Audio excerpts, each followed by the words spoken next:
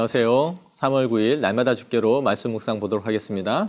오늘 본문은 고린도전서 6장 12절에서 20절 말씀입니다. 우리나라가 민주화되기 전에 많은 제재와 단속이 있었습니다. 두발 단속도 있었고요. 또 그래서 장발을 한 사람들은 잘리기도 했습니다. 여성들은 치마 길이에 제한이 있어서 경찰들이 자를 가지고 심지어 제기까지 했습니다. 또 통행 시간에 자유도 없었습니다. 밤이 되면 다닐 수 없도록 금지시켰던 것이죠. 물론 저는 이러한 것들을 실제적으로 경험한 세대는 아닙니다. 하지만 학교 다닐 때 두발과 복장에 대한 제한이 있어서 간접적으로는 경험해 봤던 것 같아요. 그런데 이러한 민주화를 거치면서 이 모든 통제들이 이제 없어지고 자유롭게 되었습니다. 그런데 또 다른 문제가 생겼던 것이죠. 이런 제약을 받던 많은 사람들이 갑자기 모든 것들이 허용되니까 자유를 넘어 방종을 하게 됐던 거예요. 진정한 자유가 무엇인지에 대한 개념을 알지 못했던 것이죠. 그래서 길에 돌아다니면서 고성을 지르고 술에 취해 소리를 지르는 그런 사람들이 많이 있었습니다.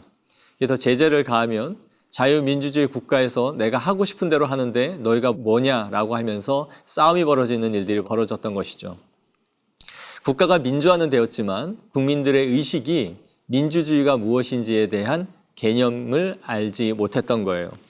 그런데 오늘 고린도 교회 상황이 그렇다는 것을 보게 됩니다. 관찰 질문을 보면서 살펴보도록 하겠는데요. 관찰 질문 1번을 보시면 우리가 죄를 지을 수 없는 이유가 무엇인지를 묻습니다. 바울은 13절과 19절에 이렇게 말합니다. 음식은 배를 위하여 있고 배는 음식을 위하여 있나니 하나님은 이것저것을 다 패하시리라. 몸은 음란을 위하여 있지 않고 오직 주를 위하여 있으며 주는 몸을 위하여 계시느니라. 19절입니다. 너희 몸은 너희가 하나님께로부터 받은 바 너희 가운데 계신 성령의 전인 줄을 알지 못하느냐? 너희는 너희 자신의 것이 아니라. 고린도 교회의 문제 가운데 심각한 것 중에 하나가 바로 음란의 문제였어요. 당시 헬라 문화는 성적으로 심각하게 타락해 있었기 때문에 이런 음란한 문화에 영향을 받기가 참 쉬운 그런 상태였습니다. 무엇보다 신전에서 드려지는 그들의 예배 후에 공공연하게 신전 안에 있는 창기들과 음란한 행위들을 벌일 수 있었습니다. 그럼에도 이들은 복음을 믿었고 성도가 되었습니다. 그러나 이러한 음란의 행위를 벌이지는 않았던 것이죠. 오히려 복음이 이러한 행위들을 강화시켜 버렸습니다. 복음을 믿게 되고 자신이 그리스도 안에서 자유하게 되었다라는 것을 알게 된 이후에는 오히려 이 죄를 떳떳하게 지을 수 있다라고 생각했던 것이죠. 그래서 바울은 너희가 성령의 전이라는 것을 알지 못하느냐라고 말씀하고 있는 것이죠. 관찰 질문 2번입니다. 음행의 죄가 가지고 있는 특징이 무엇인지를 묻습니다. 16절에 음행은 창녀와 몸을 합하는 순간 이 둘이 합하여 한 육체가 된다라고 말해요. 또한 18절에 사람이 범하는 죄는 몸 밖에서 이루어지지만 음행은 자기 몸의 죄를 범하는 것이다 라고 말하고 있습니다. 이 말은 성도는 그리스도와 합하여 즉 연합하여 한 몸이 되는 것이다 라는 것이죠. 그런데 너희가 창기와 합하여 한 몸을 이루는 순간 너희는 창기와 하나가 되는 것임을 알지 못하느냐라는 것입니다. 더욱이 음행은 인간의 내면 깊숙이 침투하여 온 인격 전체를 파괴하는 심각한 죄다. 즉 죄 중에서도 그 파괴력에 있어서 굉장히 심한 것이다 라고 지금 말해주고 있는 것입니다. 관찰 질문 3번입니다. 그럼 우리는 무엇을 위해 살아야 하는지를 묻고 있는데요. 바울은 20절에 우리가 값으로 산 것이 되었다라고 말해요.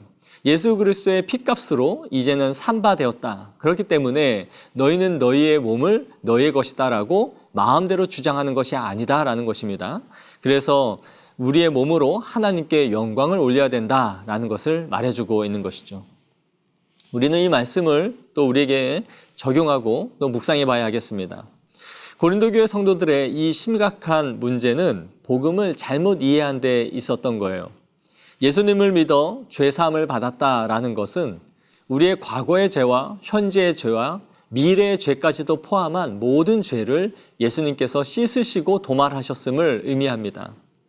그런데 이것을 잘못 오해하여 미래의 죄까지도 다 씻어주셨다면 앞으로 내가 어떤 죄를 짓는다 할지라도 나는 죄사함을 받고 자유함을 누릴 수 있다라는 식으로 나아갔던 것이죠. 자유가 방종이 되어버린 것입니다. 그래서 이들은 그 자유를 죄를 짓는 데 사용하는 데까지 나아갔던 것입니다. 그래서 베드로 사도도 우리에게 이렇게 말합니다. 베드로전서 2장 16절에 너희는 자유가 있으나 그 자유로 악을 가리는 데 쓰지 말고 오직 하나님의 종과 같이 하라.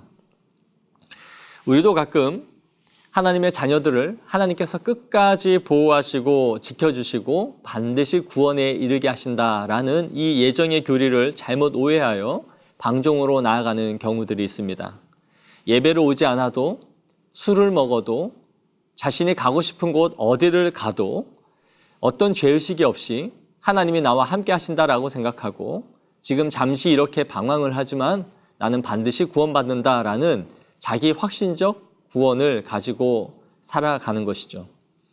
그러나 우리가 그리스도의 피값으로 사신 바 되었다라는 것은 우리의 육체가 우리의 것이 아니다라는 의미입니다. 이제는 내 소유권이 나에게서 하나님께로 전환되었다라는 것을 말해주는 것이죠.